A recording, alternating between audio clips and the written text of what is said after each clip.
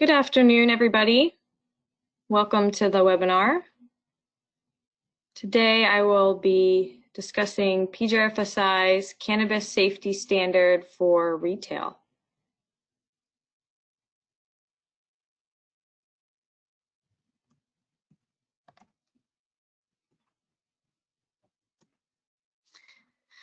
My name is Lauren Maloney, and I am the Food Safety Accreditation Manager for Perry Johnson Registrar's Food Safety, Inc., or PJRFSI. We are headquartered in Troy, Michigan, and we're part of a family of companies in the registration and certification areas.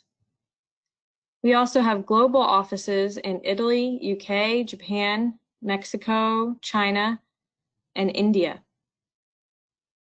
PJRFSI offers a wide range of food safety and cannabis safety certification types, from HACCP to GFSI to organic and gluten-free.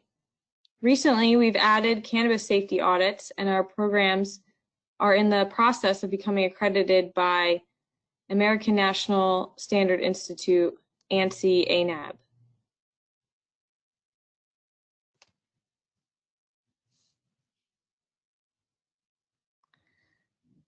So why does food safety matter in the cannabis industry? Food safety is the production of safe food that will not make the consumer sick from ingesting it. Today, we will explore the reason why food safety and cannabis safety is so important.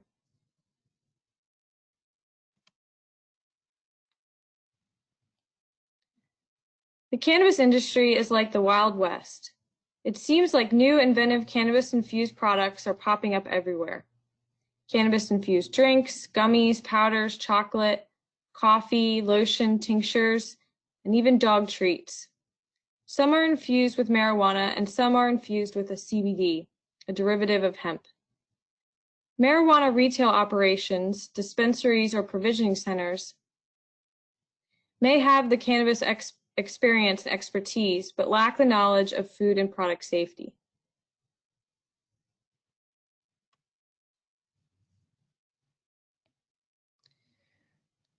Retail operations have the responsibility to receive, store, display, and sell marijuana flower and marijuana products safely.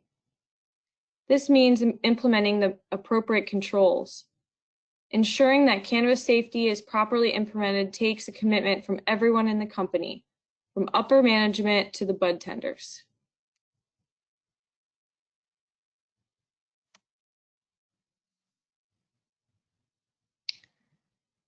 The U.S. government is responsible for setting food safety standards. Meat and poultry fall under USDA, while produce and other manufactured foods fall under FDA. These regulatory bodies also conduct inspections and enforce the laws that are applicable. Furthermore, food producers must follow any state or local regulations and licensing. However, marijuana is not federally legal, and so regulation is left up to the states to define the requirements, as well as the agency that will enforce those requirements.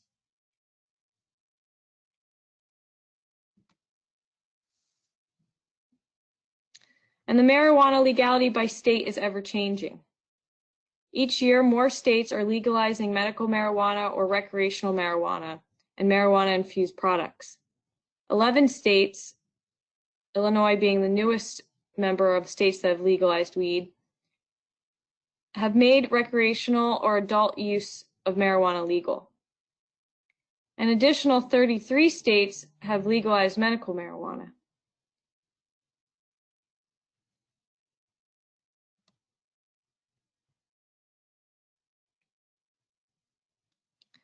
Food safety in the cannabis industry is important because it's not only legal in select states, and it is not federally regulated like other food and drugs. Cannabis retail operations are not enforced by the FDA or USDA. Instead, the safety of the products are enforced through state-appointed divisions, which can vary by county. Even though CBD is derived from a legal plant, hemp, FDA has still not approved any CBD products, besides one prescription drug to treat epilepsy.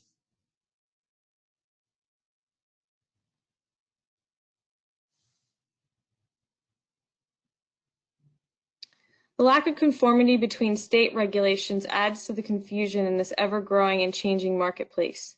State agencies split up the responsibility of managing different aspects of cannabis, like Oregon and California, and other states put a broad program under one agency, like the Department of Taxation, that doesn't seem to make much sense.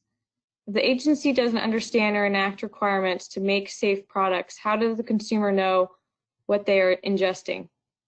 We are slowly seeing more and more legalization, but that's going to take time, and while we're waiting, marijuana products are being grown, produced, served, and consumed.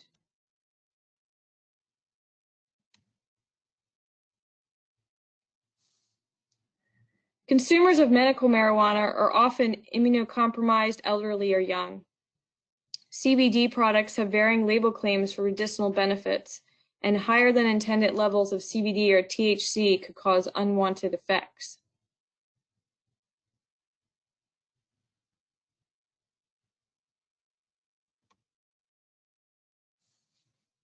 Marijuana flower and cannabis products are not free from product recalls, much like our food products and drugs. Cannabis can be recalled for food safety issues like molds and yeast, pathogens, pesticides, and heavy metals. Without rigorous controls in place, it's easy to make mistakes and make someone sick in the process. Recalls can be costly. Disposal of contaminated product is expensive, and settling lawsuits for hurting consumer is even more so.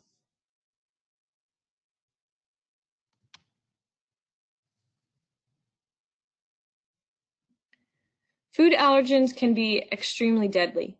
Improper allergen labeling is a huge reason for recalls of food products. When a cannabis edible also contains an allergen such as chocolate nut bar or soy or dairy product, then proper allergen handling practices must be implemented. Retail workers should know and understand allergens and allergen labeling. Outside allergens should also not be allowed in the front of the house. A dedicated lunch area should be provided, or all employees should be required to eat off-site.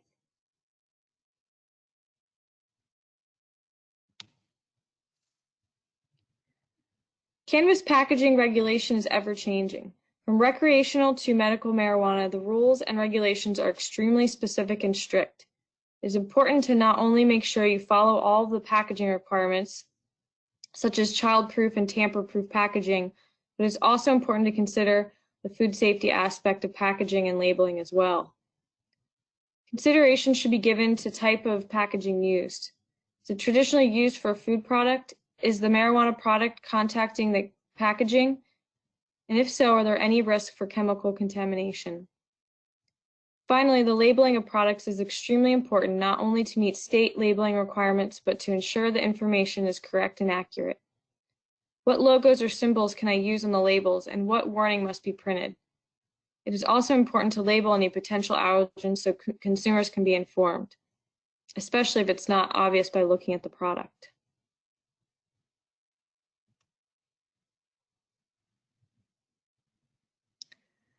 Depending on the state, there could be just a handful of dispensaries or thousands. So how do you know which ones to trust for safe, effective products?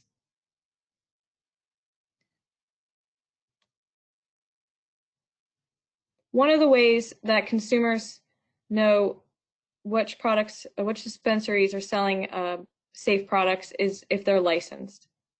Buying medical cannabis or recreational cannabis from a licensed dispensary is important for ensuring high-quality products. A licensed dispensary also means you can trust the labels on the products that show how much CBD or THC the various oils, tinctures, edibles, and other products contain. Another way to build consumer trust is cannabis safety certification.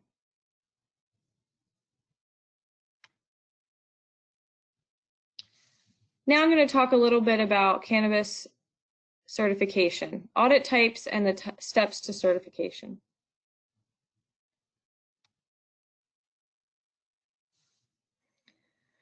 Third-party certification is independent of state or federal regulation or inspection. Third party is a private certification scheme that provides auditing and certification to a recognized set of standards. Many of the cannabis safety standards many of the food safety standards are based on FDA's Good Manufacturing Practices and Codex Alimentarius Hazard Analysis and Critical Control Points, or HACCP. Often, larger food manufacturers or food retailers, such as grocery stores, require all these suppliers to have a third-party certification. For the cannabis industry, third-party certification builds on regulatory requirements, adding additional procedures, processes, and controls to help ensure that the cannabis product is safe. PJRFSI offers its own cannabis safety standard.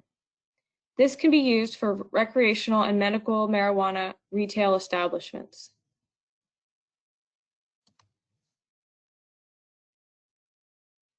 There are so many benefits of certification.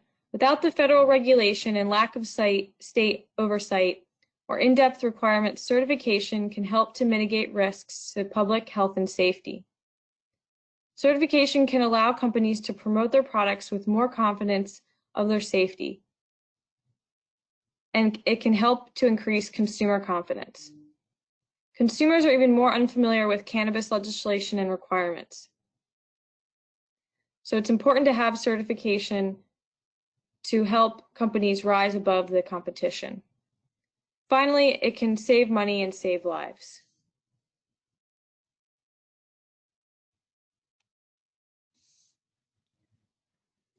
PJRFSI can offer a pending letter of certification for all our contracted clients. This letter states your schedule and timeline for certificate. This allows your customers to see you're working with an accredited certification body. It shows a commitment to your cannabis safety to your stakeholders, employees, and potential customers.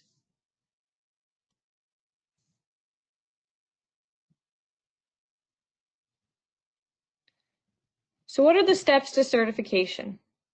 PJRFSI can provide a free quote. Once you contract with PJRFSI, we will then provide the pending letter.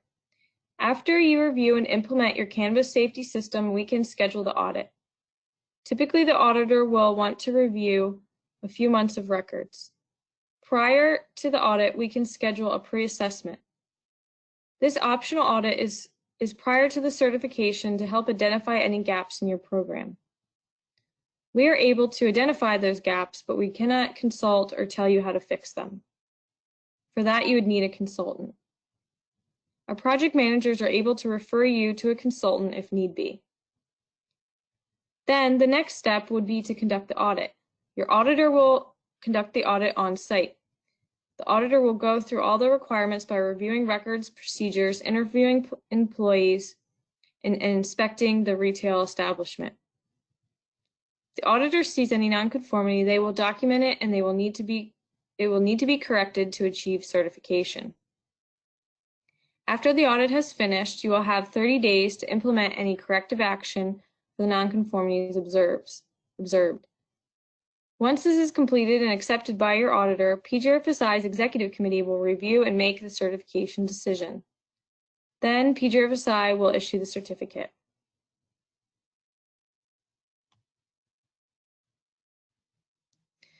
So how can you be audit ready? You can schedule a pre-assessment of your the gap analysis prior to your certification audit. This will not only allow you to identify any gaps in your system, but you will be able to have an understanding of the process of the certification audit. The next step is it is essential that you review the standard and implement the requirements. The auditor's checklist is taken directly from the standard and will be auditing to those requirements. Employees will need to be trained. Implementing cannabis safety is everyone's responsibility, from top management to retail workers. Training is essential. Specific cannabis safety training is needed, especially for those employees that come in contact with the product. Although an internal audit is not a requirement of PJRFSI's cannabis safety standard, conducting an audit yourself to the standard will help identify any deficiencies before the auditor is on site.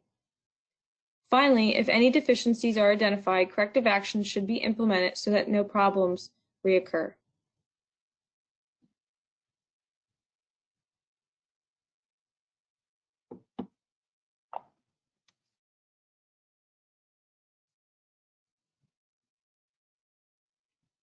Now we'll take a look into PJRFSI's Cannabis Safety Standard.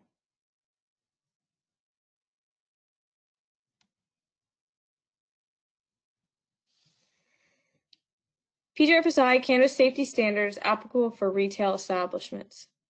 It's based off the FDA's GMP, Good Manufacturing Practices, and state-specific requirements.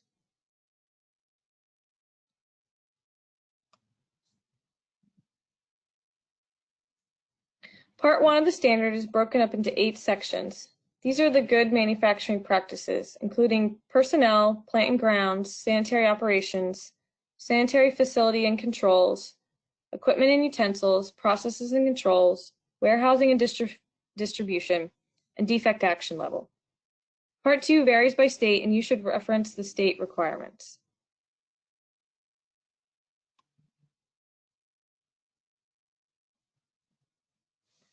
First section of the standard covers GMPs for personnel, plants and grounds, and sanitary operations. For personnel, GMPs for personnel includes disease control and cleanliness. I know this is an extremely important topic considering everything that's going on with COVID-19. Personnel with illnesses, sores, wounds may not come in contact with food and should not come into work. Personnel must also report a situation to a supervisor once they are feeling ill. Hygienic practices must also be implemented by all persons working in direct contact with product. Now let's take a closer look at the requirements for maintaining cleanliness.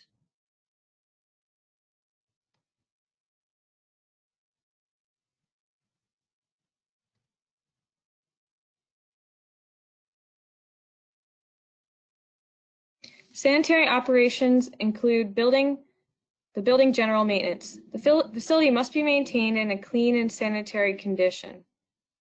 This also includes cleaning and sanitizing of any surfaces where product may come in contact. Cleaning chemicals and sanitizing agents must be stored securely and away from where product is processed or exposed. Pests must not be allowed in any area of the facility, and effective measures must be taken to exclude pests.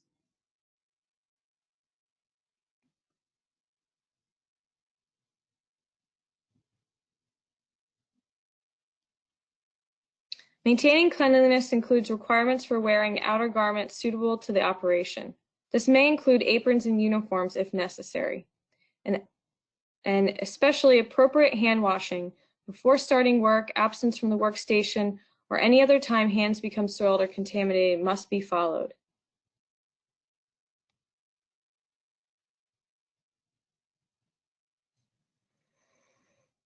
Looking at Section 7 for warehousing, must protect against allergen cross-contamination, biological, chemical, and physical contamination. Considering should be given to the stored product area. How are products and other display materials stored? What other materials are in the storage area? What in the layout of the retail establishment and process flow? Could contamination occur from other products or persons? Is any temperature control required, and how is it monitored? These are all aspects of the retail establishment that must be considered.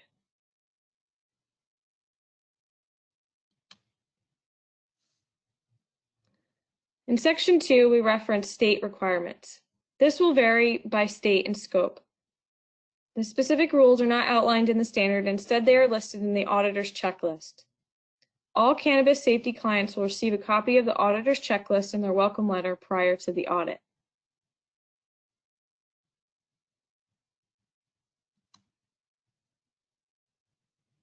We are offering PJRFSI's Cannabis Safety Standard as a free download on our website.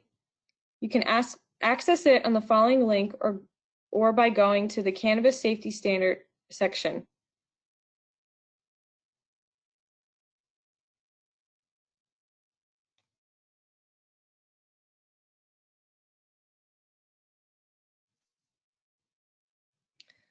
So this was a brief overview of our cannabis safety standard for retail.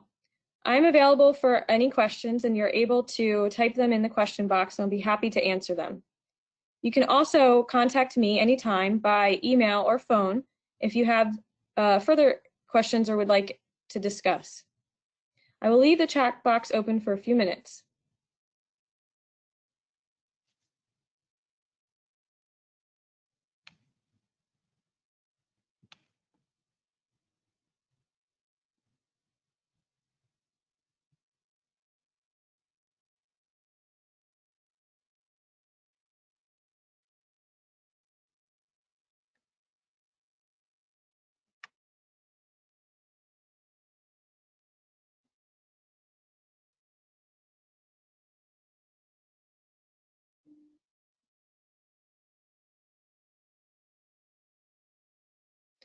Okay, it looks like there's no questions or chats today, but again, like I said, I'm available by email or phone anytime if you have anything that you want to discuss.